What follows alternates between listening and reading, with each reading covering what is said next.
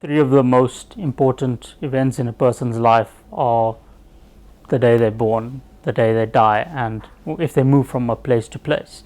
Vital statistics essentially records this. It gives you an idea of what is the state of play in the country. Countries like the Democratic Republic of Congo, Eritrea, Madagascar, and South Sudan are amongst those that have not managed to conduct a full census in the 21st century.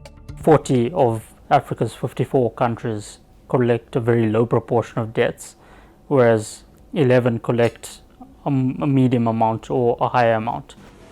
The lack of vital statistics makes government's ability to provide infrastructure or allocate resources to where it is most needed in society impossible. Various factors contribute to the poor state of data collection on the continent. An estimated 57% of Africa's 1.4 billion inhabitants live in rural areas. Very poor road networks, low rates of digital connectivity in these areas, and the high cost of research stymies the data collection effort.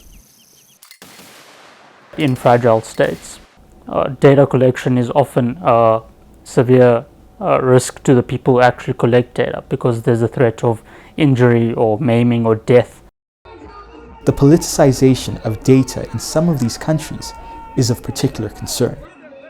In the African context, some of the more prominent examples include Angola and Uganda. Incumbent governments and rulers, especially in flawed democracies or authoritarian regimes, tend to fudge the data about things like unemployment figures or GDP growth figures because they fear that if the public has a full picture of these ideas, it might decrease their legitimacy and potentially put their regime in peril. However, the data story of Africa is not all doom and gloom. Countries such as Tunisia, Algeria, Egypt, Seychelles, Mauritius, South Africa, and Botswana have some of the most sophisticated data collection systems within the developing world.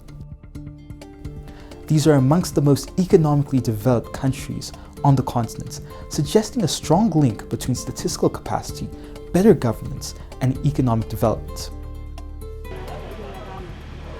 The value of data has rarely been more prominent than with the COVID-19 pandemic.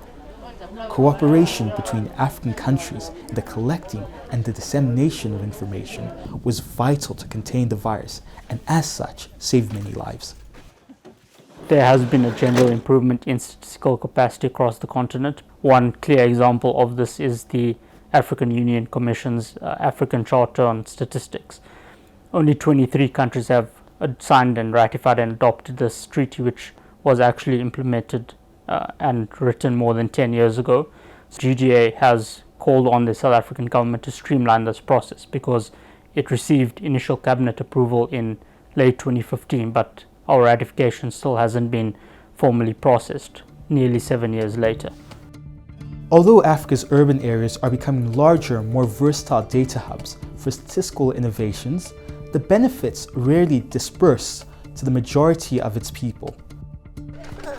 Closing Africa's data gap will require prioritization, collaboration, and investment from a variety of international, regional, national, and private entities.